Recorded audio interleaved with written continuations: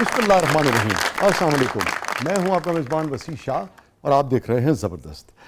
नाज़रीन, ज़बरदस्त में आज हमें एक बहुत ही ज़बरदस्त आर्टिस्ट ने ज्वाइन किया है। आप तसव्वुर कीजिए कि पाकिस्तान फ़िल्म इंडस्ट्री जो है वो अपने उरूज पे है। नज़रुल इस्लाम साहब जैसे बेहतरीन लोग जो हैं वो काम कर रहे हैं। रोबन घोष साहब जैसे लोग जो हैं म्यूज़िक दे रहे हैं। मेहदी हसन ख़ान साहब जो हैं वो अपने उरूज पे हैं और वहीद मुराद साहब, नदीम साहब, मोहम्मद अली साहब, शाहिद साहब, इनका तूती बोलता है। और ऐसे में एक नौजवान बल्कि एक लड़का फिल्म इंडस्ट्री में आता है और छा जाता है। मज़ीद मेरे ख्याल में नाम बताने की ज़रूरत नहीं है, आप जान गए होंगे। हमारे साथ मौजूद हैं Faisal Rehman. Welcome to the show Faisal.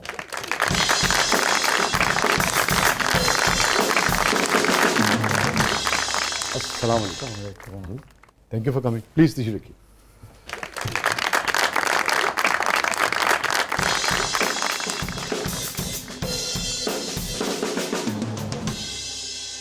बहुत बहुत शुक्रिया फैसल, आपने वक्त निकाला, आप तशरीफ़ लाए। Thank you so much. जी, आपका बहुत शुक्रिया, आपने मुझे बुलाया। फातिमा, तो आज फैसल साहब के लिए हमारी टीम ने एक बड़ा खूबसूरत पैकेज तैयार किया है, तो वो चल के देखते हैं।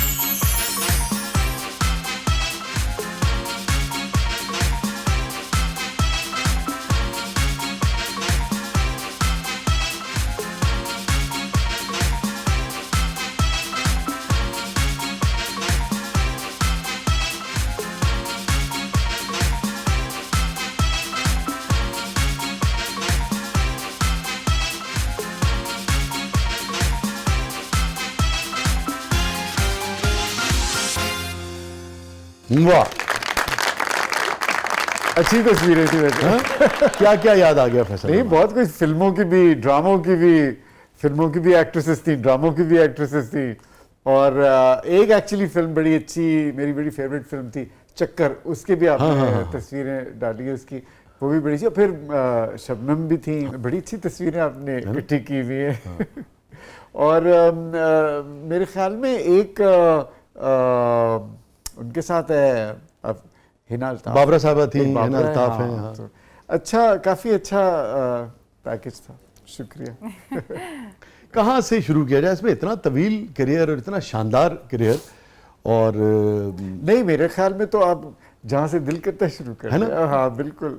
समर ऑफ 42 से शुरू करें। समर ऑफ 42 बहुत बहुत ही पुरानी बात हो जाएगी, लेकिन वही बात है कि हाँ, मतलब बचपन से ही मैं काम कर रहा हूँ, 14 साल की उम्र। लेकिन अगर हम ये यहाँ से शुरू करें कि एक वक्त था कि समर ऑफ 42 या उस जैसी या उससे इंस्पिरेशन लेके या उस किस्म के सब्जेक्ट्स के ऊपर फिल्में पाकिस्तान में बन रही थी। कैसे अहम सब्जेक्ट्स थे जिन पर बात होनी चाहिए थी। कमर्शियल फिल्म भी थी, मगर लोगों के जो नफ्सियाती मामलात थे उनको कमर्शियल वे में कैसे स्क्रीन पे डिपिक्ट किया जा रहा था। यहाँ से आपने आगाज़ किया, ठीक है। तो आप समझते हैं कि वो फिल्म इंडस्ट्री जिसको उससे और आगे जाना चाहिए था और वो मीडिया ये वही है, उससे नीचे गया है? अभी भी मेरे ख्याल में एक तो बात ये है वैसी कि मैं नहीं देखता इतनी चीज़ें मुझे, लेकिन जितना मुझे इल्म है इस बात का कि लोग ज़्यादातर एंटरटेनमेंट की तरफ ज़्यादा रुझान है और मसाइल की तरफ कम रुझान है। पहले भी एंटरटेनमेंट की तरफ ही ज़्यादा रुझान था। पहले ज़माने में लोगों को रोने का बड़ा शौक था असल में, इसलिए वो ड्रामे इस तरह के बनते थे कि औरतों को रुलाया जाए। नहीं, अभी नहीं तो रोने वाली फिल्म नहीं थी। मैं तो बड़ा रोया था उससे। यार वो तो नौजवाना तो दिलानी धड़कन बन गई। वो अब ये कि अब जो सोशल मीडिया का दौर है ना, इसमें कल्चर बहुत चेंज हो गया। अब आपको टॉपिक्स को टच करने की ऐसी खास जरूरत नहीं। अब जो नई जनरेशन है उनको ये चीज़ें नहीं लगती कि ये there something to talk about. वो कहते हैं यार ये मसला है, हल कर दो। अच्छा, आप वो रो रही है, सारी जिंदगी तो नहीं रो रहा है ना, खत्म आगे कर चलो, दो, आगे चलें। तो बात ये कि असल में कल्चर चेंज हो गया है ना, तो इसी कल्चर चेंज होने की वजह से स्टोरीज भी चेंज हो रही हैं और हो गई हैं। कैसा महसूस होता है फैसल रहमान को, इतना बड़ा आर्टिस्ट सब कॉन्टिनेंट का, नहीं अभी नहीं दूरियां, कैसी कैसी फिल्म आपने की इंडिया में? उस वक्त ये लोग भी सुपरस्टार्स हो रहे थे और डिट्टो यानी एक एक फ्रेम कॉपी था उसका, दीवाना तुझसा नहीं का ना, और भी फिल्मों का था ना। और उसके बाद आपको वो मीडियम ही अब दस्तयाब नहीं है अपनी बात कहने के लिए। कितनी टूट फूट होती है? मैं तो ये कहूँगा कि एक्चुअली मैं I am very lucky to see कि एक्टिंग का जो मेरा प्रोफेशन है ये मेरा क्राफ्ट जो है वो मुझे अभी तक मैं उसको यूज़ कर रहा हूँ। मीडियम चेंज हो गया है, आपको वक्त के साथ बदलना बड़ा ज़रूरी है। मैंने अपने आप को बहुत बदला है, वक्त के साथ मैं लिव किया हूँ। सिनेमा में पहले फिल्मों में इतनी फिल्मों में इतने साल काम किया, फिल्मों का कल्चर जब ख़त्म हुआ मैंने फ़ौरन अपने आप को चेंज किया और टेलीविज़न में आया। और टेलीविज़न में भी आपको पता है फिल्म एक्टर टेलीविज़न में सक्सेसफुल नहीं होते बिकॉज उनकी एक ट्रेनिंग भी समझते हैं कि हम बड़ी हमारी एक उठान है, हम क्यों बड़ी स्क्रीन कहाँ और छोटा सा बड़ी, तो उसको मैंने स्टडी करके अपने आप को चेंज किया, अपनी एक्टिंग का स्टाइल मैंने चेंज किया। वो थोड़ा सा लाउड होता है और तरह तो एक्टिंग का स्टाइल चेंज करके अब ये तीसरी बारी है कि मैंने अपनी एक्टिंग का स्टाइल फर्दर चेंज किया। अब टीवी से भी बाहर निकल के तो सोशल मीडिया पे जो मैं कर रहा हूँ। सुना आप नहाना शुरू कर देते हैं सोशल मीडिया पे? मैं तो बहुत कुछ कर लेता हूँ सोशल मीडिया पे।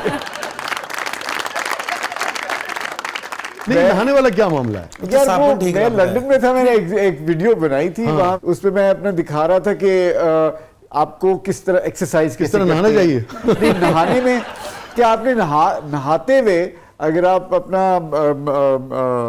मॉइस्चराइजर जो है सर पे लगाया है, वही मॉइस्चराइजर आप अपने पैर की तली में भी लगाएंगे तो आप सर्दियों में जो आपको वो आपकी जो पैर में वो ड्राइनेस होती है वो खुश्की ठीक हो जाएगी। वो लोगों को बड़ी पसंद भी आई, लोगों ने देखा, कई लोगों ने बुरा भी बड़ा समझा और बड़ा उन्होंने बातें की। लेकिन मैं तो नहा रहा था, सिर्फ इतना शॉर्ट था मेरा जिसमें मैं नहा रहा हूँ, शावर है और कोई ऐसी बात नहीं थी।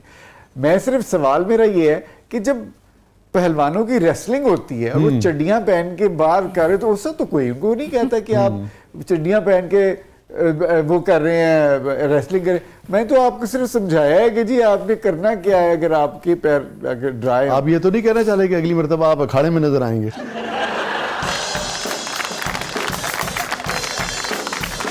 यार वो मैं आपको बताना चाह रहा था कि मेरा एक मुझे रोल ऑफर हुआ है, उसके लिए उन्होंने अभी मेरा एक शूट किया है। अच्छा। और वो शूट जो है वो मैं शायद वो शूट भी मैं रिलीज करूंगा, लेकिन अभी वो शूट ऐसे हुआ है कि वो रोल के लिए मैंने वो दिया है उनको ऑडिशन दिया है। पाकिस्तानी फिल्म है? नहीं, बाहर की है। तो उसमें ऑडिशन में ये है कि मैं एक वो हूँ यपी हूँ, यानी कि you no office going tie suit वगैरह, वो कहीं अखाड़े में फंसा हुआ है और वो जो रेसलर्स हैं वो उसको धोबी पटका लगा रहे हैं। तो वो पूरा हमने एक शूट किया था यहाँ शहर में ही उधर अखाड़े में। हाँ, उसमें मैंने चड्डी पहनी हुई है। अच्छा। जाहिर है उसमें मैंने चड्डी पहनी, दूसरे भी पहलवान है उधर सारे। भाई पहलवान बगैर चड्डियों क्या अब वो क्या कपड़े पहन के पहलवानी करें? आपने सारा ऑयल लगाना होता है जिस्म के ऊपर, पूरी पहलवानी करनी। मगर शायद वो यानी कि समाज उसके लिए तैयार होता है कि भाई वो चूंकि उस प्रोफेशन का तकाजा है। मेरा सवाल है कि ये क्यों तैयार होता है?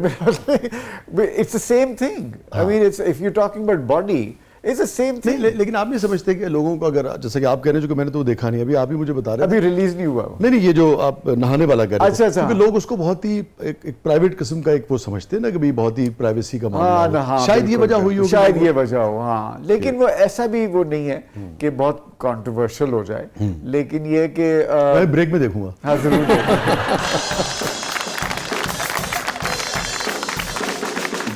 बट ये है कि लेकिन ये है कि देखिए एक सोशल मीडिया है। एक तो सोशल मीडिया को इतना सीरियसली नहीं लेना चाहिए। लोग सोशल मीडिया समझते हैं कि जो कुछ सोशल मीडिया पे ये सच है। सोशल मीडिया पे चीज़ें सच नहीं होती।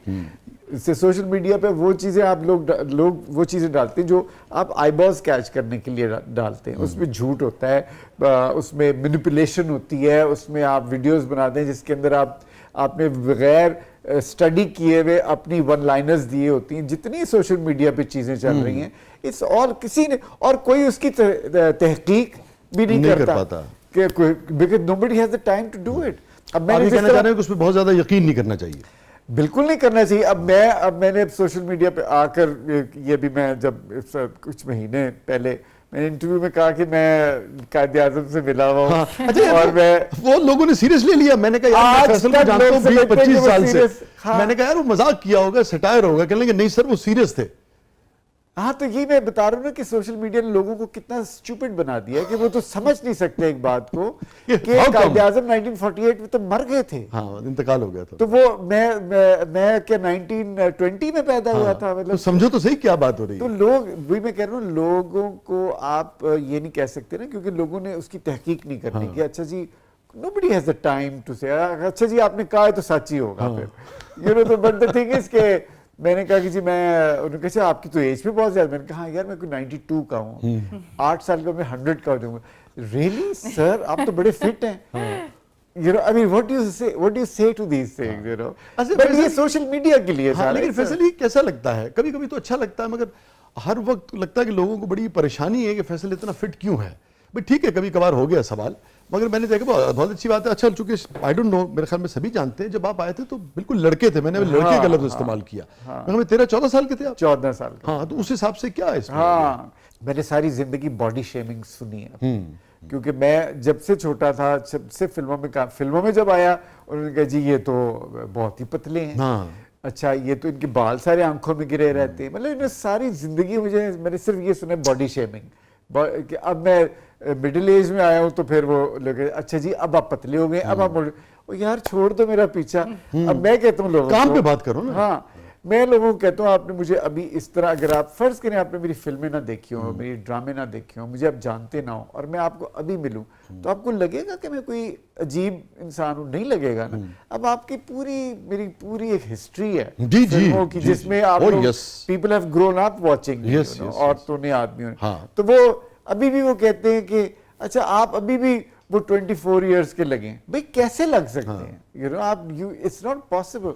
एनीवेज आप you can't fight this war, you know. Faisal, चूंकि पाकिस्तान की ना आप खुद एक तारीख है और तारीख का हिस्सा रहे हैं, तो आपसे आपके हवाले से तो बात करनी ही करनी है, मगर मैं चाहूँगा कि थोड़ा बहुत जिक्र हम ज़रूर करें जिन लोगों के साथ, बड़े लोगों के साथ आपने काम किया, उन्होंने आपके साथ काम किया। आप खुद एक बड़े आदमी अपने शोबे के, और मैं चाहूँगा कि थोड़ा सा जिक्र अगर हम नज़रुल इस्लाम साहब का, हाँ, नज़रुल इस्लाम, हाँ, तो जो एस्थेटिक्स हमें नज़र साहब क्या नज़र आती है, बाकियों के यहाँ भी भला की है। मैं ये नहीं कहता कि उनकी को अफजल थी, मगर उनकी बहुत मुनफरिद थी, उनका स्टाइल डिफरेंट था, दूसरे डायरेक्टर्स का डिफरेंट स्टाइल था। हालांकि दूसरे डायरेक्टर्स बहुत, जैसा हसन अस्करी बहुत अच्छे डायरेक्टर थे, उनका स्टाइल बहुत अच्छा था। वो जो रानी साहिबा के हस्बैंड थे वो कितना अच्छा काम करते थे। जी बिल्कुल, ये हसन तारिक आपने काम किया था उनके साथ? नहीं, उन्होंने मुझे एक फिल्म के लिए ऑफर मुझे की, और बड़ी अच्छी फिल्म थी वो।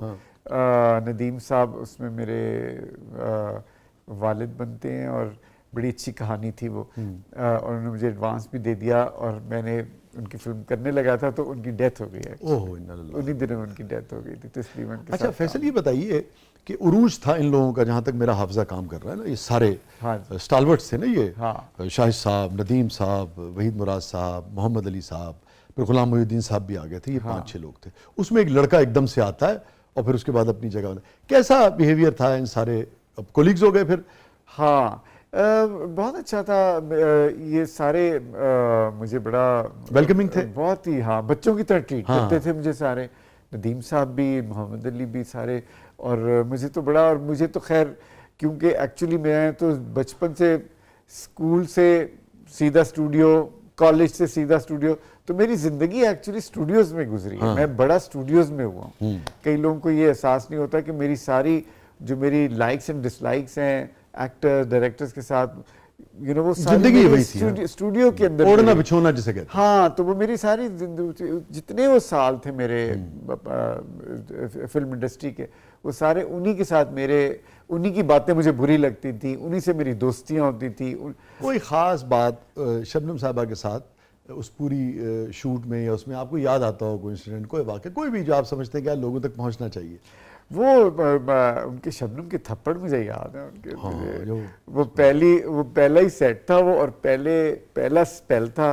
पहले से मुराद कि मेरी जो फिल्म में शूटिंग शुरू हुई, तो वो पहला सेट जो था वो वाला सेट था जिसपे क्लाइमेक्स का सीन था, जिसमें शबनम ने मुझे थप्पड़ मारने, तो वो उन्होंने मुझे 4 जन्नाटेदार थप्पड़ मारे। एक ही टेक थी? एक टेक नहीं थी ना, ये मैं बताना चाह रहा हूँ कि टेक्स जो थी, टेक्स थी काफी सारी। कितनी थी?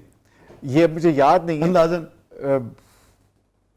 होंगी कोई अब शबनम आती है ना, उनसे भी आप पूछ लें, उनको ज्यादा याद लेकिन होगा। पता है अंदाजन मुझे मेरे ख्याल में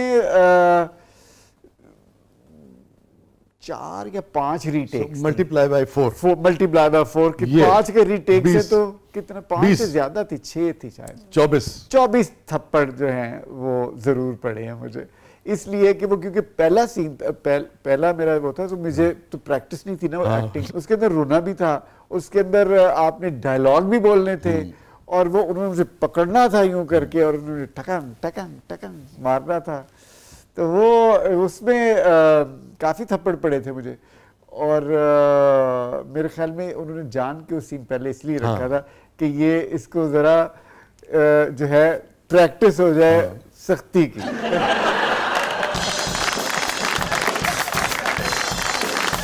नाज़रीन स्टे विद अस हमारे साथ मौजूद हैं फैसल रहमान साहब। जब मैं वापस आऊँगा तो फैसल से ये भी जानना चाहूँगा कि ये जिस कमाल के लोगों का जिक्र हुआ, इनमें से किसको ये मिस करते हैं या याद करते हैं कभी कभी, वो कौन सी ऐसी हस्ती है, कौन से ऐसे डायरेक्टर हैं, हीरोइंस हैं, हीरोज़ हैं, कोलीग्स हैं जो कभी कभी फैसल रहमान को याद आते हैं, इनको मिस करते हैं। प्रोग्राम के अगले मरले में आपके लिए बहुत कुछ है, आप देख रहे हैं ज़बरदस्त।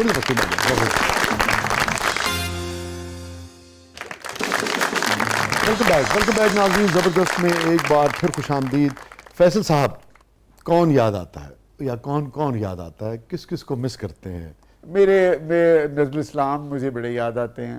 वो मुझे मेरे लिए एक तरह फादर फिगर थे मेरे। वो मुझे याद आते हैं, उनकी बातें याद आती हैं, उनकी अभी भी मैं जब काम कर रहा होता हूँ तो मैं ये सोच रहा होता हूँ कि अच्छा ये नज़रुल अंकल इसके बारे में क्या कहेंगे, ये जो मैं एक्सप्रेशन दिया तो इसका जो ये वो कहेंगे नहीं, ये सही नहीं, इसको दोबारा करो। उसके अलावा इंडस्ट्री में मुझे बड़े जो लोग मुझे याद आते हैं वो ज़्यादातर वो हैं जो कि कैमरे के पीछे थे। ज़्यादातर मेरे जो कैमरामैन थे, बुखारी फैसल के जो वो थे, फैसल के अब्बा हो गए, फिर रियाज बुखारी, और उसके अलावा मेकअप आर्टिस्ट थे कुछ ऐसे जो कि बहुत कुछ बताते थे मुझे। क्योंकि कई चीज़ें जो है मेकअप आर्टिस्ट वो लोग ज़्यादा आपको बताते हैं क्योंकि उनका बड़ा एक्सपीरियंस होता है। बड़े बड़े एजेड बड़े उन्होंने जो सवाल लोगों के देखे, हाँ जी, वो मुझे बताते थे कि बेटे ऐसे नहीं करना, आपने इसको यूँ रखना है, आपने मुँह हंसते हुए इतना नहीं हंसना कि क्योंकि इतनी बड़ी स्क्रीन है, आपके इतने बड़े दांत नजर आए, तो आपने एक तरीके से हंसना है। ये सारी चीज़ें मुझे मेकअप आर्टिस्ट बताते थे। डायरेक्टर वगैरह जो है ना वो तो मुझे उन्होंने वो सिखाते परफॉर्मेंस, और जो छोटी बातें थी ना वो ये सारे लोग, कैमरा असिस्टेंट हो गया कि अच्छा जी थोड़ा हम क्लोज आने लग गए तो तुसी मुंह ज़्यादा उत्ते नहीं करना, या ये सारी चीज़ें वो सारे वो जो हमारे उसमें थे ना असिस्टेंट्स, और उससे नीचे ये मेकअप आर्टिस्ट, वो सारों ने मुझे बड़ी चीज़ें सिखाई हैं जो मैं आज तक यूज़ करता हूँ। अयाज साहब के साथ कितनी फिल्में की थी? अयाज के साथ मैंने एक ही फिल्म की, बस वही एक, उसके बाद एक ही फिल्म की थी, उसके साथ और नहीं मैंने की, और वो चला गया था फिर उसके बाद एक आध फिल्म करके। फिर वो आए थे उसमें इश्क नचावे गली गली में शायद। हाँ, इश्क नचावे गली गली, बिल्कुल, एक वो भी फिल्म थी। दुर्दाना रहमान साहबा थी। दुर्दाना रहमान, हाँ। मैं एक मुझे भी इस बात का बड़ा दुख है कि मैंने कई पंजाबी फिल्में छोड़ी थी। उस ज़माने में ऐसे ही लोगों ने बनाया हुआ था कि जी उर्दू फिल्मों के एक्टर अगर आप हैं तो पंजाबी फिल्में नहीं करेंगे। हालांकि Punjabi film industry Urdu film से कहीं बड़ी थी और कहीं ज्यादा फिल्में बनती, बड़ा अच्छा काम भी हुआ। बड़ा नदीम साहब ने मुखड़ा में काम किया था, वही साहब की जो फिल्म थी, तो वो तो खैर उनसे पहले की थी। तो लेकिन ये कि मुझे तो जब मैं रोमांटिक हीरो स्टैब्लिश हो गया तो बहुत रोमांटिक फिल्में मुझे ऑफर हुई। ये इश्क नचावे गली गली, फिर हक महर एक फिल्म थी। तो आपने की थी, नहीं की थी? नहीं, हक महर में नहीं था। बाद में फिर वो इंडिया में भी कॉपी हुई थी, सलमान खान की। यस। तो उसके अलावा मैंने बड़ी पंजाबी फिल्में, मुझे वो जिसने मौला जट बनाई थी, क्या नाम था उस डायरेक्टर का? मलक यूनुस ने भी ऑफर की। मुझे कोई गाइड करने वाला ही नहीं था। मुझसे उन्होंने कहा, मैंने रिफ्यूज। बाद में मैंने कहा यार ये तो, और सारी हिट हो गई फिल्में। एक मेरी फिल्म है चक्कर, वो मुझे बड़ी पसंद, नज़रुल इस्लाम दादा की फिल्म है वो मुझे बहुत पसंद है, लेकिन वो चली नहीं थी। वैसे चक्कर चला कि नहीं चला? किसके साथ? नहीं, तो आप बताएंगे। मेरा चक्कर अपने साथ चला है और मेरा किसी के साथ नहीं चला चक्कर। मेरा चक्कर अपने साथ। नाम तो आपके बहुत लोगों के साथ आते रहे। हाँ, वो फिल्म इंडस्ट्री है, आपको पता है फिल्म इंडस्ट्री में सब झूठ किसी था। ना किसी के साथ जोड़ना अपने आप को। नहीं, वो सब झूठ था। हाँ, झूठ ही समझे उसको आप। नहीं, अब आप कहते हैं कि झूठ ही होता तो ठीक था या झूठ था? सब झूठ सब झूठ। भूल जाना चाहते हैं उसे? नहीं कोई सब झूठ है कोई। हाँ, और शादी पे से मुझे मर्जी है आपकी। हाँ। चूंकि हमारा एक ताल्लुक भी है। हाँ। और वो ऐसा ताल्लुक है कि मैं फैसल रहमान से ही पूछ सकता हूँ। हाँ। ऑनर भी पूछ सकता हूँ, चूंकि जरिए बिल्कुल 25 साल से हमने बिल्कुल, इकट्ठे काम भी बहुत किया कि भाई बहुत सारे लोग पूछते हैं, मैं तो कम पूछता हूँ अपने गेस्ट से, मगर फैसल से दोस्ती ताल्लुक की वजह से मैं पूछ रहा हूँ कि भाई शादी क्यों नहीं की, लोग पूछते हैं। अब इसकी कोई बहुत कोई बेसिक वजह नहीं है, कोई खास वजह नहीं है इसकी। ये कि मैं ज़िंदगी में जो काम करता हूँ मैं ऑर्गेनिकली करता हूँ। अगर हो रहा है कुछ तो हो जाए। अगर मैं प्लानिंग नहीं कर सकता किसी चीज़ की, वो हैवी हो जाता है मेरे ज़हन। तो नहीं हुई, कोशिश भी की, नहीं हुई। तो जिंदगी की शाख पे कभी भी ये फूल उग सकता है? नहीं, कभी भी नहीं। अब नहीं? रियली? अच्छा। नो, आई थिंक आप एक दो जब डिस्कवर कर लेना कि आप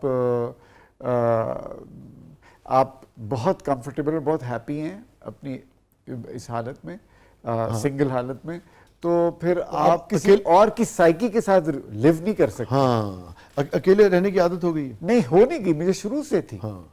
मुझे पहले दिन से थी, जब मैं घर में भी था, मेरे भाई थे सारे, उस वक्त भी मैं बड़ा एक खामोश तो इतना नहीं था, लेकिन तन्हाई पसंद था और मुझे बड़ा मज़ा आता था खुद अपनी चीज़ें करने का और खुद ट्रैवल करने का। 14 साल की उम्र से जब मैंने काम शुरू किया एज एन एक्टर, तो अकेला कई महीने, कभी श्रीलंका में पड़े हुए हैं, कभी हम नैरोबी में पड़े हुए हैं, अकेले ही पड़े हुए अपने कमरे, वहां तो कोई भी नहीं होता। हाँ। 14, 15, 16, 17, 18, 19, 20, सारा टीनेज जमाना तो मेरा ट्रैवलिंग में गुजर गया। बर्बाद हो गया है? बर्बाद तो नहीं हुआ, मजा आया मुझे। मुझे बड़े सोशल मीडिया पे लोग कहते हैं कि आप जो है, आप शायद कोई दिल टूट गया है, अनहैप्पी हैं आप। कोई दिल नहीं टूटा, कुछ नहीं हुआ, और मैं खुद बहुत हैप्पी। ऐसा हुआ कभी कि किसी ने बहुत इसरार किया हो? लोग भी तो अप्रोच करते हैं ना, चाहते बहुत हैं, ज्यादा। हाँ, बहुत लोगों ने किया अप्रोच, लेकिन ये कि कभी किसी के बारे में सोचा हो? बिल्कुल सेकंड थॉट ही नहीं? यार, जब आप छोटे होते हैं ना, तो आप जाहिर है आपकी पेयर प्रेशर होता है हर तरफ से। घर से नहीं था, बाय द वे, मेरे घर वाले कहते थे you know do whatever you want to do, लेकिन ये कि होता है अच्छा उम्र गुजर रही है, शादी कर लो, ये तो कोई बुढ़ापे में क्या होगा फलाना। मैंने कहा एक तो पहली बात ही कि व्हाट इज द गारंटी कि मैं बुढ़ापे में जाऊंगा, वो अगर उससे पहले मर गया तो फिर क्या होगा? नहीं, आई मीन यू नो। हाँ, लेकिन ठीक है। सो बस एक तो आपको प्लानिंग बुढ़ापे की लोग जो करते हैं ना, that is a very you know not a very great idea. Faisal, एक ज़माने में मैं ये इसलिए जानना चाहूँगा कि मैं इसको बहुत पॉजिटिव वे में देखता हूँ। मैं समझता हूँ कोई भी शख्स जब किसी भी नौइयत की किसी मुश्किल का शिकार होता है, या कोई ऐसी चीज़ जो उसकी ज़ात के हवाले से, समाज के हवाले से, जो बहुत सारी आदमी के दौर होते हैं ना, ऊंच भी होती है, नीच भी होती है, मगर ख़ास तौर पे कोई शख्स जब उससे निकलता है, मैं समझता हूँ वो उसकी सक्सेस स्टोरी, स्ट्रेंथ होती है। तो मैं इस सवाल को एक यानी कि एक अप्रिसिएशन के तौर पे, और मैं इस सवाल को एक आपकी स्ट्रेंथ के तौर पे लेते हुए पूछ रहा हूँ। एक ज़माने में आप ड्रग्स के उसमें यानी कि चले गए थे ना? नहीं, ये बहुत बड़ा झूठ है। अच्छा, इसलिए एक तो और फिर आप रिहेबिलिटेट हुए और फिर सारा? नहीं, ये सारी कहानी है। अच्छा। इसलिए कि उस ज़माने में कोई भी किसी लिए भी अखबार में लिखवा देता था अगर मैं कहीं ड्रग्स एक तो ये कि मुझे कभी भी एक्टिंग उक्टिंग करने का शौक नहीं था, इसलिए मैं रोज़ एक्टिंग नहीं करता था। मैं रोज़ चला जाता था, 6-6 महीने लंदन में रहता था, वापस आता, क्योंकि मुझे एक्टिंग से कोई लगाव नहीं था, आज भी नहीं है। जिसकी वजह से लोग समझते थे कि हैं ये चला जाता है, ये 6 महीने लंदन में क्या करते हैं, और ज़रूर ये कहीं अपनी रिहेबिलिटेशन ड्रग्स कर। बिल्कुल दूर दूर तक इसका ताल्लुक। मैं सिगरेट ज़िंदगी में भाई नहीं पी, तो मैं कहाँ मैंने ड्रग्स पे जाना था। फिर फिल्में करता था मैं, फिल्मों में एक फिल्म थी जिसके अंदर मैं ड्रग एडिक्ट का रोल किया। ओ जी, ड्रग एडिक्ट हो गए। अच्छा, जो हो जाए बने असली होना है। लोग बड़े सिंपल हैं।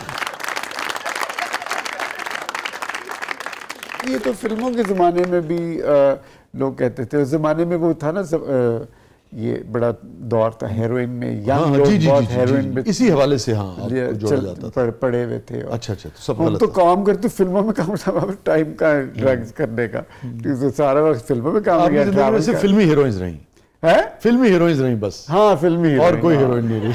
कोई नहीं, सब कहानियां, लेकिन डजंट मैटर, मेरी सफाई पेश करने से कोई फर्क नहीं पड़ता। नहीं आपने कह दिया बस काफी। आप people want to believe whatever they want to believe. आप कह भी दें, आप दूध के नहा के भी बाहर आ जाए, पीपल से झूठ बोल रहे हैं भाई, इसलिए मुझे कोई परवाह नहीं, जो मर्जी लोग समझे।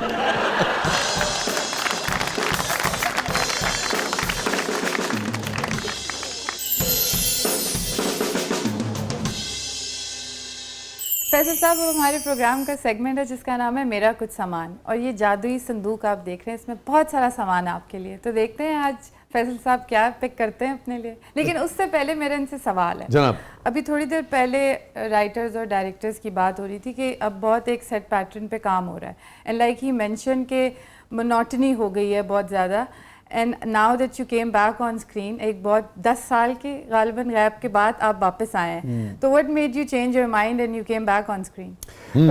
बेसिकली मैं स्क्रीन पे वापस नहीं आया, मैं सोशल मीडिया पे वापस आया हूँ। आई am not really interested in the screen, जो टीवी की स्क्रीन, बिकॉज मैंने अभी किए, मैं 10 साल के बाद मैंने सीरियल किया, ये पिछले साल एक सीरियल किया मैंने, और एक उसके बाद फौरन एक और सीरियल किया, and I don't think I enjoyed it. Why? because it's not improve ही नहीं किया, काम ही नहीं इम्प्रूव किया, ना एक्टरों का, ना किसी भी फील्ड का, कोई भी काम।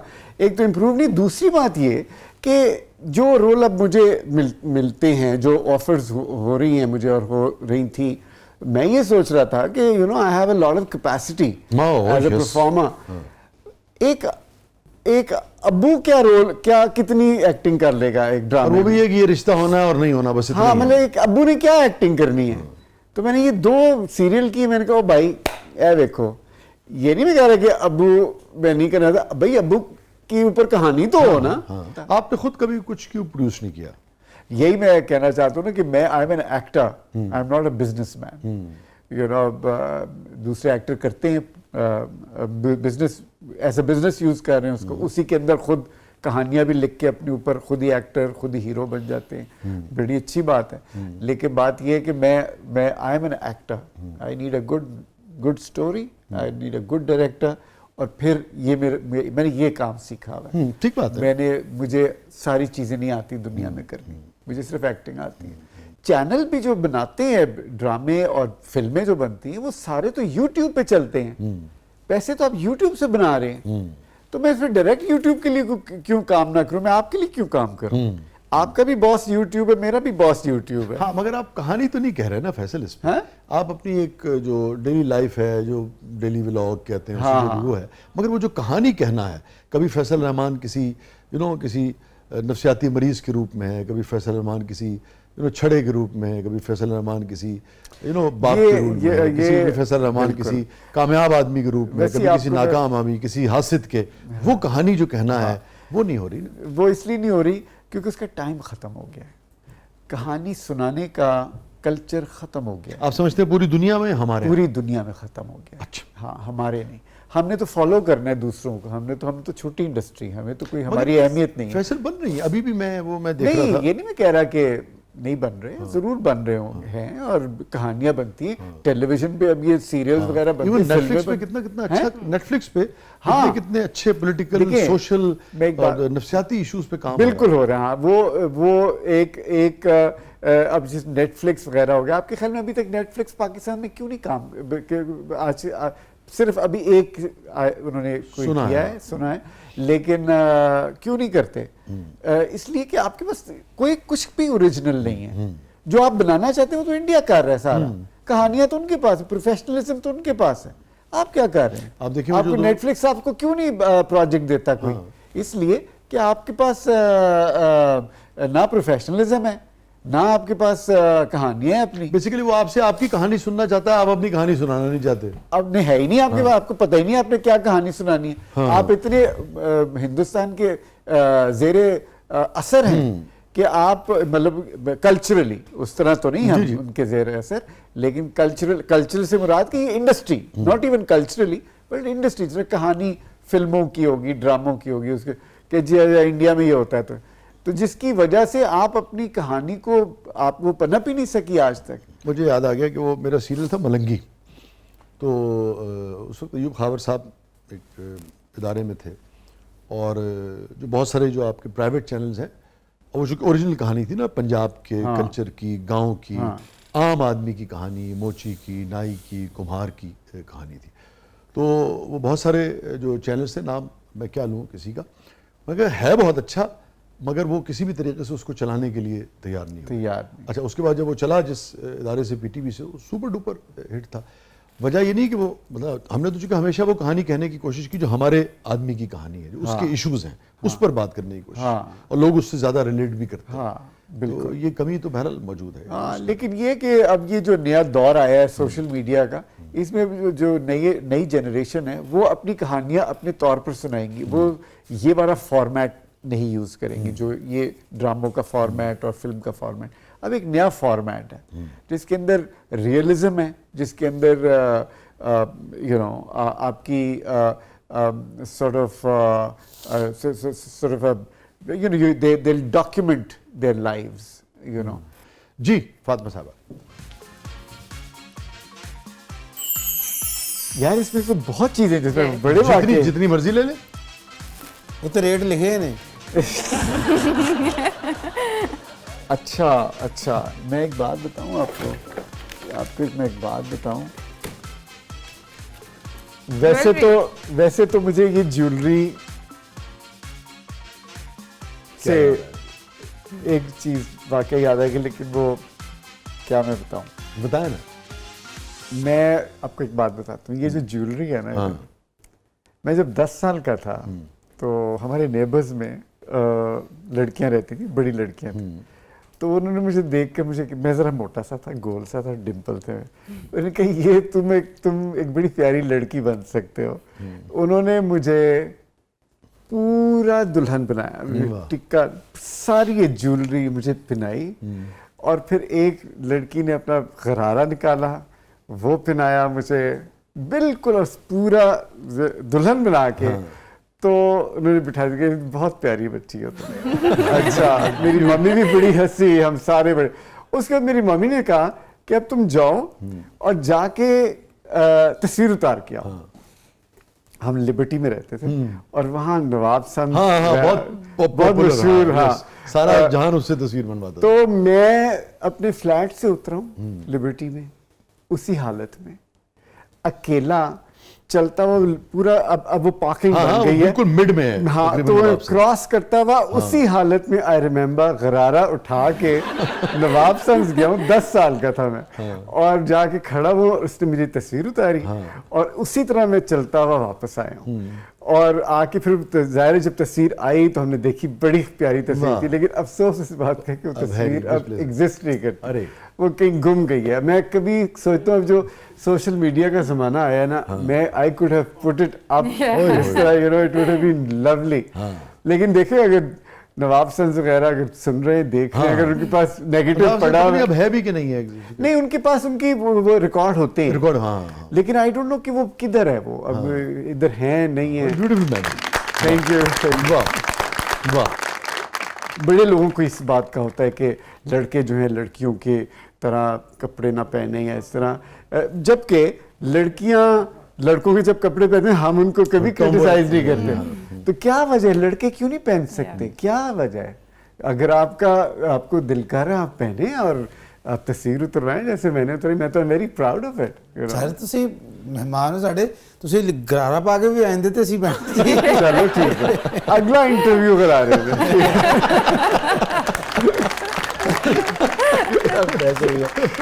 नाज़रीन, स्टे विद अस, कहीं नहीं जाइएगा। हमारे पास मौजूद हैं, हमारे साथ मौजूद है। मैंने आपसे कहा था ना कि भाई मुनफरिद हैं, किसी को अच्छा लगे किसी को बुरा लगे, मगर फैसल रहमान ऐसे ही हैं भाई। इनकी अपनी सोच है, अपना तर्ज ज़िंदगी है, और अपनी उनकी एक ज़िंदगी गुजारने का तरीक़ा है। आप उससे एग्री करें, आप उससे डिसएग्री करें, और बकौल फैसल को उससे कोई फर्क नहीं पड़ता। स्टे विद अस, कहीं नहीं जाइएगा, छोटे से वक्त के बाद वापस आते हैं। प्रोग्राम के अगले बदले में आपके लिए बहुत कुछ है। हमारे साथ मौजूद हैं फैसल रहमान, आप देख रहे हैं जबरदस्त।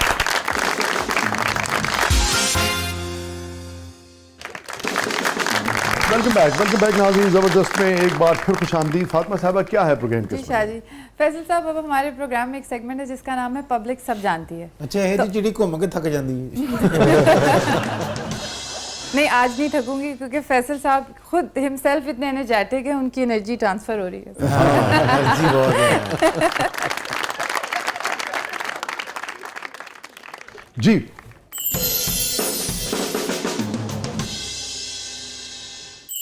फैसल साहब, सुना है आपको जल्दी लोगों से अटैचमेंट हो जाती है, लेकिन उसके बावजूद आपने अभी तक शादी नहीं की, इसकी क्या वजह?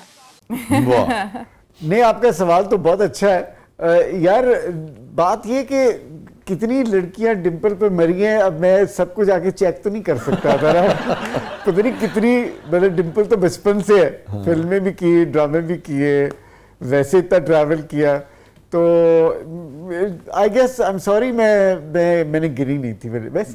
वैसे आपने कभी डिम्पल पे कोई शेर मैंने नहीं आपका पढ़ा? डिम्पल मैंने कहा, हाँ कहा है आपने? हाँ, दो तीन। जरा, एक तो बहुत पुराना था, एक ताज़ा था। जो दो भंवर तेरे गालों में रक्स करते थे, जो दो भंवर तेरे गालों में रक्स करते थे, दिल आज भी उन्हीं तुग़यानियों में रहता है। वाह वाह, क्या बात। और एक डायरेक्ट डिम्पल का मैंने इस्तेमाल किया था उसमें, वो है कि तू जानता नहीं है मेरे यार को अभी, तू जानता नहीं है मेरे यार को अभी, उसका तेरे फरेब में आना फरेब था।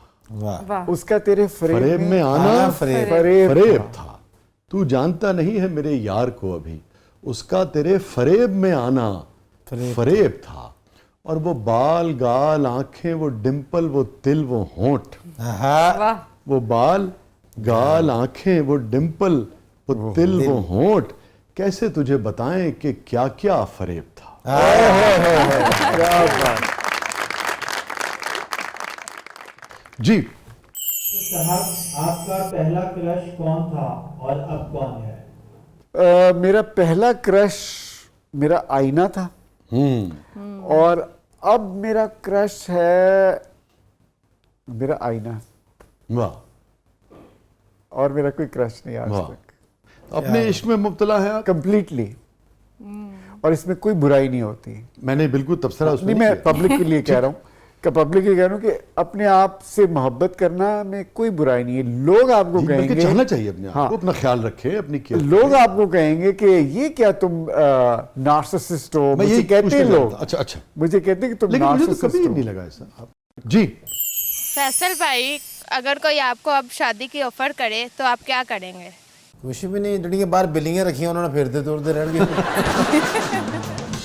नहीं, बिलियन में अंदर ले आओ। देखा मैं इस पे बात हो चुकी है, लेकिन अगर हाँ, आपको पूछा नहीं इस पे- नहीं यार, बता मैं दीजिए। तो फौरन ना कर दूंगा। अब मेरी शादी की फिक्र छोड़ो, तुसी हाँ, यार हो। मेरी शादी की कुछ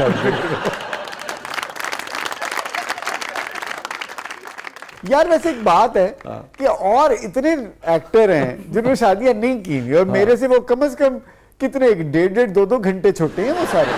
तो वो उनकी तो उनसे कोई नहीं पूछता। मुझे नाम याद नहीं उनके, ये टीवी में भी काम करते हैं और वो सारे, बट उनसे तो कोई पता नहीं। मेरे से सबको मेरी शादी की ज्यादा फिक्र है कि ऐसा हो जाए। जी, फैसल भाई, आपकी फिटनेस का क्या राज है? आप किस हकीम से दवाई लेते हैं, और मुझे भी बता दें। हकीम ने मिलते ही नहीं किसी को। नहीं यार, फिटनेस का तो वही वाली बात है ना कि इंसान, मैं क्योंकि अपना बहुत ख्याल रखता हूँ, और मैं चाहता हूँ कि मेरी फिटनेस भी हो। देखिए, कुछ होना हो तो फिर तो आप रोक नहीं सकते हो उससे, हाँ, आप अल्लाह कुछ ताला हो से जाए तो तो जिंदगी। कुछ नहीं लेकिन जितने आप अपने आप को फिट रख सकते हो उतना तो रखें ना। एक क्लब है जहाँ मैं जब जाता हूँ तो मुझे पता लगता है कि फैसल साहब 1 घंटे से आए हुए हैं, और जब मैं निकल जाता हूँ तो फैसल साहब उसके बाद भी 1 घंटे तक वहीं होते हैं। ये है इनकी फिटनेस।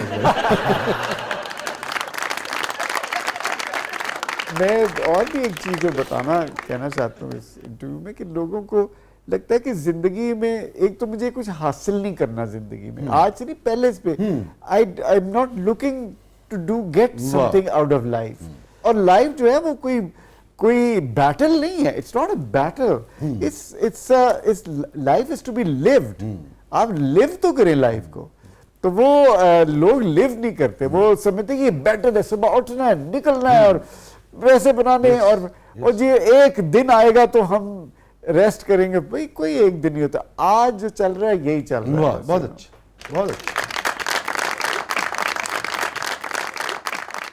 जी।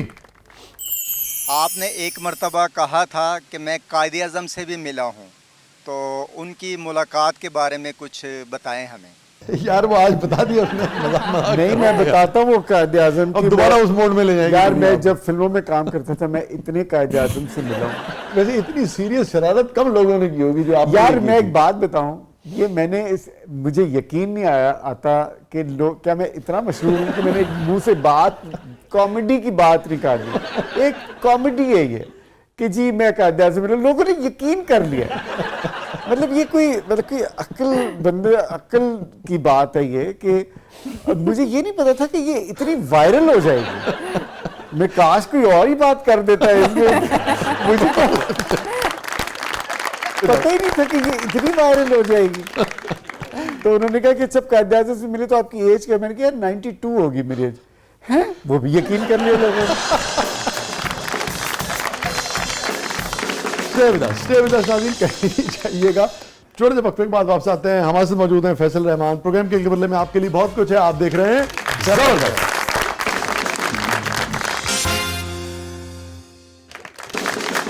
वेलकम बैक नाज़रीन। जबरदस्त में एक बार फिर खुशामदीद। और फैसल रहमान साहब, हमारा सेगमेंट है कैथारसिस।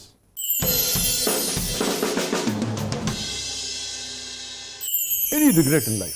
मुझे पढ़ने वढ़ने का बहुत शौक था और मैं CSS करना चाहता था, वो मेरी ज़िंदगी में नहीं हुआ। मैं कभी सोचता हूँ कि अगर मैं एक्टर ना होता तो मुझे I would have loved to be a diplomat, और CSS में करना चाहता था, फॉरेन सर्विस ज्वाइन करना चाहता था। मुझे डिप्लोमेटिक वर्ल्ड बड़ा पसंद है, you know, and I like to sort of deal with different countries, और यू नो इस तरह से। एम्बेसडर ऑफ पीस होते, एम्बेसडर ऑफ वॉर होते? मैं I would have taken a very diplomatic stance. So I can't say if I was going to be a peace lover or a diplomacy lover. अब क्या करें, इंसान बाज़ों का piece के लिए वॉर ज़रूरी होती है। हाँ, ये मैं इसीलिए मैं कह रहा हूँ कि मैं डिप्लोमेट होता तो इसीलिए मैंने जवाब भी डिप्लोमेटिक जवाब दिया है। Any guilt? मैं आपको बताता हूँ जो मुझे अब तक याद भी है, और मैं जब नया फिल्मों में आया था पहली फिल्म, तो मुझे पहला एक फैन लेटर आया था, फैन मेल आया था मीरपुर खास से। ओके। और वो लड़का मेरी उम्र का था, क्योंकि उसने कहा मैं 9th में हूँ, और ये वो मेरा पहला फैन लेटर था। And I was very happy कि एक नोबडी ने मुझे दोस्त बनाया है। उस जमाने में पेन पास बड़े होते थे, लेटर्स आते थे। खैर उसके बाद तो बड़े लेटर्स से भर गए, लेकिन उसने वो फैन मुझे आज तक याद है। उसके साथ मैं कॉरेस्पॉन्डेंस करता था, उसको भी मैं खत लिखता था, वो भी मुझे लिखता था। अब नाम मुझे भूल गया, शायद अफजल था उसका नाम या इसी तरह का नाम था, लेकिन ये मुझे पता है कि मीरपुर खास कर सिंध से ना? सिंध से।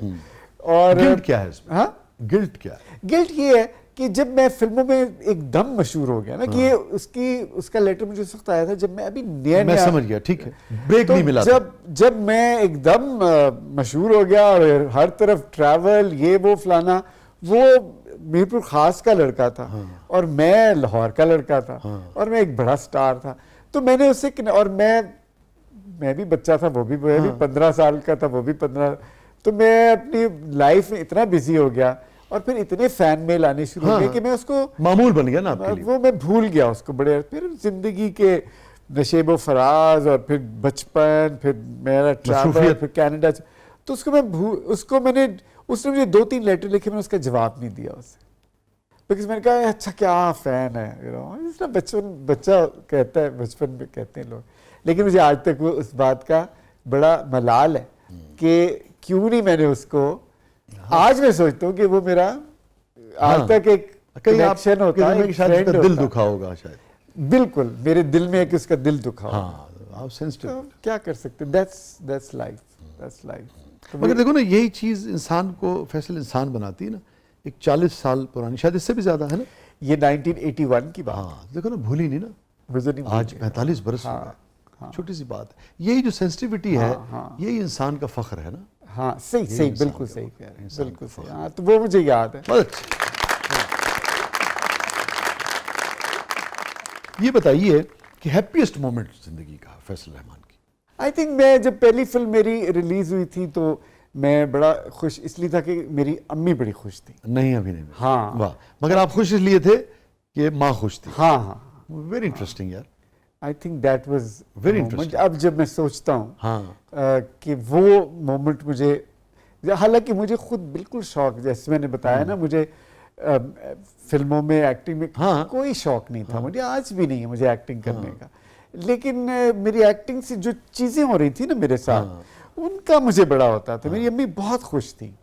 She was the happiest person मेरी जिंदगी, मेरा एक्टर बनने में, यू नो। हालांकि एक ज़माना आया था कि फिर मैंने, जब फिल्में मुझे ज़्यादा मिल गई और मैं I used to get very tired, मैं थक जाता था। सुबह कॉलेज जाना, मुझे कॉलेज शुरू हो गया था मेरा फर्स्ट ईयर में 12-1 बजे तक कॉलेज में होता था। कॉलेज से फिर मुझे यूनिवर्सिटी स्टूडियो जाना पड़ता था, तो वहाँ से फिर मैं रात को 9-10 बजे घर आता था। तो कितने साल मैंने ये किया, जिसकी वजह से मैं थक जाता था। तो फिर मैंने एक दफ़ा अपनी मम्मी को कहा भी, मैं कहा मैं बहुत थक जाता हूँ। मैं आई वॉज अ टीनेजर, 16, 17, 18 साल का। तो वो प्लेजर ना, बाजू का चीज़ें अगर मैकेनिकल होना शुरू हो जाए ना, उनका प्लेजर चला जाता तो मैं फिर मैं रोया भी एक दिन मम्मी के सामने। हाँ, मैं रोया भी इसलिए कि मैं was a kid, I wanted to play. मेरे सारे दोस्त खेलने चले जाते थे और मैं कहते थे मैंने कहा मैं I don't want to do this. तो मैं मदर सेड कि हाँ ना करो, you know. But the way she said ना करो, व्हिच वेंट के यू नो, बहुत, हाँ, ये बात ना करो लेकिन करते रहो, you know, which you know, which she wanted me to. मोहब्बत थी बहुत आप। हाँ, मम्मी से मेरी बहुत ज़्यादा मोहब्बत थी और एंड तक मैं ही मम्मी के साथ ही था, यू नो। फसी आपसे छोटा है बड़ा है? फसी मेरे से छोटा है। फसी छोटा। हाँ, तो बस वो ये रिश्ते ही हैं ज़िंदगी में। आप उन्हीं के साथ चलते हैं, वही ख्याल वही ज़हन में होता है आपके। आप कुछ भी कर लें, आपके ज़हन में आपके माँ बाप बहन भाई सारे आपके ज़हन में चल रहे होते हैं, एक फिल्म की तरह चल रहे होते हैं। कि कभी ऐसा हुआ कि माँ आपको देख रही है स्क्रीन पे और आप बैठे देख रहे हैं माँ को, ये कभी हुआ? मुझे ये याद है कि मेरी पहली फिल्म, अगर नहीं है भी नहीं आपको याद हो, यूट्यूब पर भी है, उसके अंदर अच्छा बाय द वे मेरी शक्ल बिल्कुल मेरी अम्मी जैसी है। मेरी मदर और मैं एग्जैक्टली एक शक्ल के।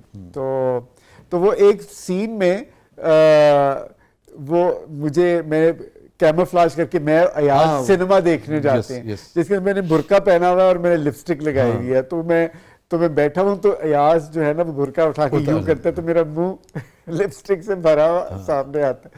तो वो मैंने जब देखा ना, वो फिल्म देखी, तो मेरी मम्मी ने देखी थी, तो बिल्कुल मेरी शक्ल की ना, तो एग्जैक्ट बिल्कुल मेरे होंठ, मेरी शक्ल बिल्कुल मेरी अम्मी की तरह की। जुमला आपको याद है, रह गया? हाँ, exactly.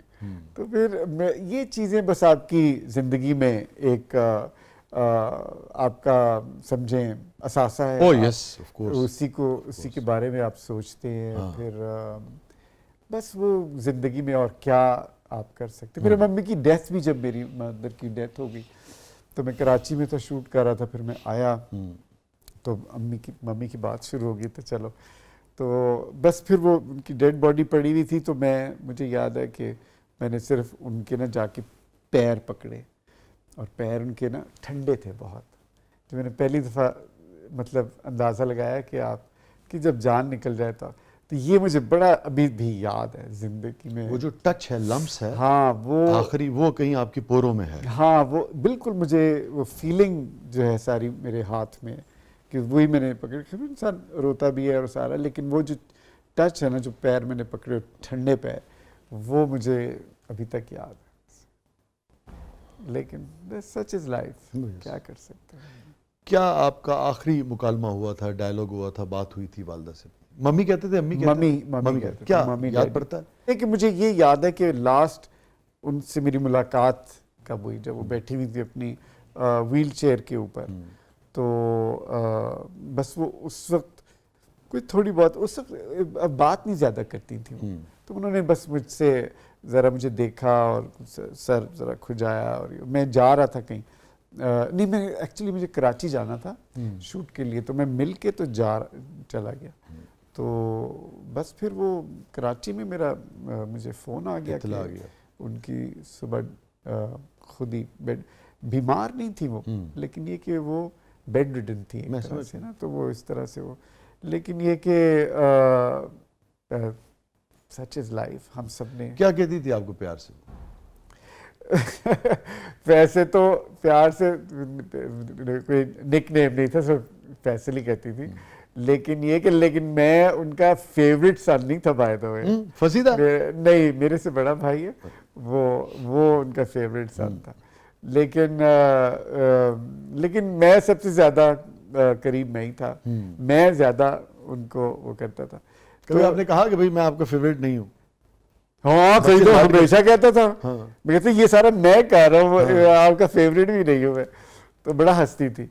She had a sense of humor। हाँ, अच्छा, माशाल्लाह। हाँ, उनका बड़ा वो था। और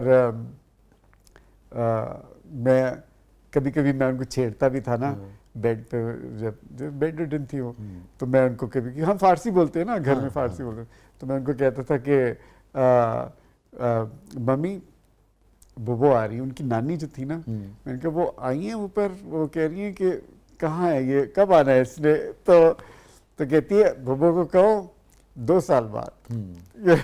मतलब she had a sense of humour, you know, तो वो बड़ी मुझे हंसी आती थी इस बात पे कि वो भी she was very you know real about death and everything, you know. हाँ, तो उनके बुबो को कह दो 2 साल बाद। She was ready to embrace. हाँ, तो हाँ, बट ये बहुत डिफरेंट रिलेशनशिप था आपका। कम गो थी।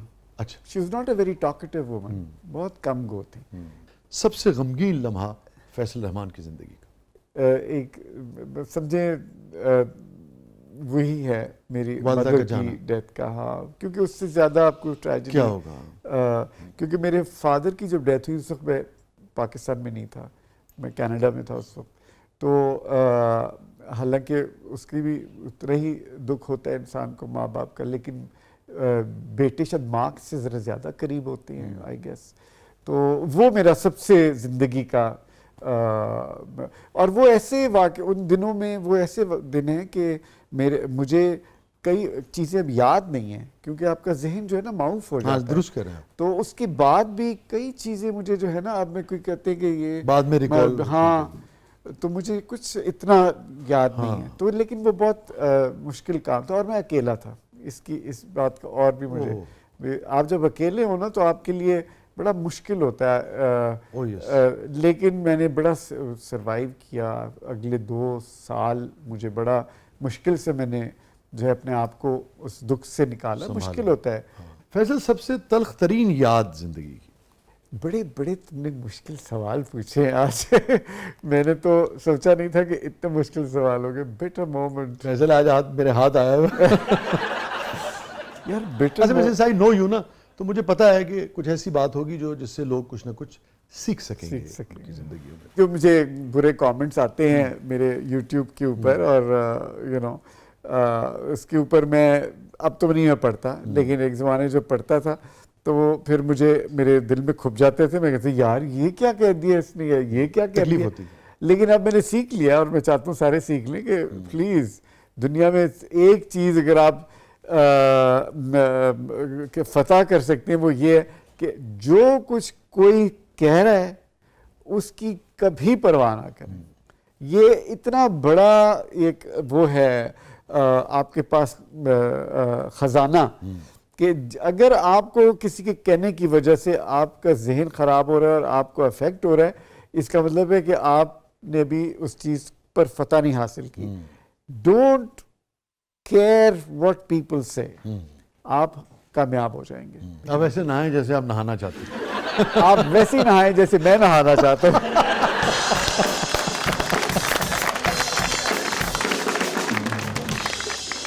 मैंने ये सवाल आज तक किसी से पूछा नहीं, इसलिए कि आप अपनी नौयत के बहुत मुनफरिद और पहले आदमी हैं जिसको मैं जानता हूँ ज़ाती तौर पे, मगर इंटरव्यू चुके आज कर रहा हूँ, कि जो इमोशनलेस तो मैं नहीं कहूँगा उसे, मगर जो खुशी और गमी से, जुदाई और विसाल से मावरा है, ऐसे ही ना, फारसी का आदमी मजा लेंगे आप, जुदाई और विसाल से मावरा है और खुश है। जुदाई और विसाल की जो दरमियानी कैफियत है उसमें खुश है। न जुदाई उसे दुखी करती है उसके बकौल, न विसाल उसे सरशार करता है। ऐसे ही है। मैं ऐसे ही पूछना चाह रहा था, कभी ज़िंदगी में जब ये नहीं है, चलिए खुशी की तो हमने बात कर ली, कभी फैसल रहमान ने आंसू बहाए किसी बात पे, कभी रोए ज़िंदगी में? बचपन में रोया होऊंगा मैं। उसके बाद कभी? इसलिए कि कोई दुख ही नहीं होता आपको किसी नहीं, चीज़ का? दुख तो होता है, दुख तो क्योंकि वो इमोशनल आपका वो आपका एक केमिकल भी तो चल रहा है ना, आपके अंदर सारे केमिकल्स मूव कर रहे हैं जिसकी वजह से आपको होते हैं, दुख होते हैं, और आप उसको वक्त के धारे में गुजार देते हैं और आप कहते हैं हाँ हो गया। उसको आप मैं उसको इम्पोर्टेंस इसलिए नहीं देता बिकॉज मेरा जो क्रक्स है, वो जो बेस है वो ज़ीरो है। वो उसके ज़ीरो नहीं है ना, दुख तो हो रहा है कहीं ना कहीं। दुख जो है वो एक समझे वो एक वैक्यूम में हो रहा है। वो आप I don't know if I be able to explain. ये दुख, दर्द, खुशी, गमी, ये सारी आपकी अपनी बनाई हुई है। आपकी जो एग्जिस्टेंस है वो तो ज़ीरो से है। तो आपकी जो सेविंग ग्रेस है वो आपकी खामोशी में, आपकी अंधेरे में, ना आपकी समात की कोई आपको उसको रिएक्ट ना करें उसकी वो आपकी असल आपका खमीर वो है। उसके बाद जो बाकी जो चीज़ें हैं ना वो तो हवाई चीज़ें, दुख है, दर्द है, खुशी है, गम है, वो हवाई चीज़। तो अगर आप अपनी बेस स्ट्रांग है ना, अगर आपकी जिसमें आप ये बिलीव कर रहे हैं कि आप एग्जिस्ट नहीं करते, तो फिर ये सारी चीजें आप इससे बालातर हो जाते हैं और ये आपके ऊपर से आती असरअंदाज नहीं होती हैं। और मैं समझता हूँ एज फार एज कोई शख्स किसी को हार्म नहीं पहुंचा रहा तो क्या फर्क पड़ता है? एग्जैक्टली, अगर आप हार्म नहीं कर रहे, आप अपनी दुनिया में रह रहे हैं, जीने दे, खुश रहने दे। आपको क्या तकलीफ है कि वो खुश है कि नहीं है, और तकलीफ है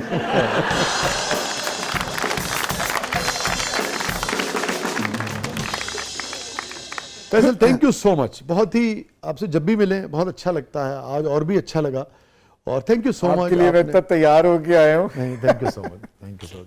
बहुत आपने बड़ी मोहब्बत से और बड़े खुल के बातें की, बहुत वक्त दिया। थैंक यू सो मच, बहुत ही अच्छा लगा आप तशरीफ लाए। बहुत बहुत शुक्रिया मुझे अपने प्रोग्राम में बुलाने का। Thank you so much. और मैं चाहूँगा कि जाने से पहले कोई फारसी का शेर अगर याद हो। एक तो ये कि मुझे फारसी और उर्दू है कोई शेर मुझे याद नहीं रहते। गुगूश का गाना सुना दे कोई। हाँ, गुगूश का गाना सुना दो। من آمدم من آمدم عشق فریاد گاهی تو بلای که ناز بنیاد کنه عشق فریاد من آمدم عشق فریاد کنه من آمدم که ناز بنیاد کنم من آمدم که ناز بنیاد کنم من अभी मेरा ज़हन जो है ना वो, हालांकि मुझे पूरा इसकी अंतरा भी आता है। इस बहाने हमने गुगूश को याद कर लिया, यही काफ़ी है। हाँ, गुगूश मेरी बड़ी फेवरेट। और उसके अलावा हम जो फारसी बोलते हैं ना, हम दरी बोलते हैं। दरी अफगानिस्तान की फारसी, हमारे बलूचिस्तान में भी बोली जाती है। बलूचिस्तान में भी वही बोली जाती है, तो इसलिए वो हमारी और ईरान की फारसी में थोड़ा सा फ़र्क है, एक्सेंट में और कुछ वर्ड्स में फ़र्क है। लेकिन ये कि मेरी मादरी ज़ुबान है, मैं बड़ा खुश हूँ। लेकिन अफसोस इस बात का होता है कि अब कोई रहा नहीं जिसके साथ मैं लाहौर में तो नहीं है कोई ऐसा जिसके मेरे हैं दोस्त वोस्त इधर उधर, उनके साथ मैं बोलता हूँ, लेकिन लाहौर में अब कोई नहीं है। Again thank you so much Faisal, बहुत बहुत thank you so much, thank you so much. और जो आपकी कैफियत और वो है ना, जो ज़िंदगी के बारे में रवैया है आपका, अगेन सबको उसकी ताज़ीम करनी चाहिए। मगर उसमें मुझे शेर याद आ गया, प्लीज़ आप लुत्फ़ लेंगे उसका। तुम न घबराओ ज़्यादा न ज़्यादा खुश हो, तुम न घबराओ ज़्यादा तुम न घबराओ ज्यादा न ज्यादा खुश हो, रूठना मानना तो हुस्न की आदत है मियाँ। वाह जी वाह, क्या बात, क्या बात। Thank you so much, thank you so much. तो ना रूठने में कोई प्रॉब्लम है फैसल को, ना मानने में भी। नाज़रीन, ये था आज का ज़बरदस्त, एक बहुत ही मुनफरिद तबा के मिजाज के शख्स आज हमारे साथ थे। ये ज़िंदगी का हुस्न है, ज़रूरी नहीं है कि जिस डगर पे सारा ज़माना जा रहा हो, बहुत सारे लोग उससे मुख्तलिफ सोच रखते हैं, मुख्तलिफ नज़रिया रखते हैं, मुख्तलिफ तरह से ज़िंदगी को देखते हैं। जिस तरह से वो ज़िंदगी को देखते हैं, आप उनके देखने की तरह से ज़िंदगी पे भले अमल ना करें, अगर आपको नहीं वो तरीक़ा पसंद अपने लिए, एक मरतबा वो दरीचा खोल के भी झांकना ज़रूर चाहिए कि इन्हें क्या नज़र आ रहा है। जिस तरह से वो देखते हैं कभी कभी ज़िंदगी को, उस तरह से देखना तो चाहिए कि भाई ये क्या है आखिर इसके अंदर। आप वही करें जो आपको अच्छा लगता है, मगर जिस तरह से कोई दूसरा शख्स जीता है आप वो मत करें अगर आपको अच्छा नहीं लगता, मगर उसकी रिस्पेक्ट ज़रूर करें, उसे जज ना करें। और ये था आज का ज़बरदस्त। अपने फीडबैक से हमें आगाह कीजिएगा। इजाज़त दीजिए, अल्लाह हाफ़िज़।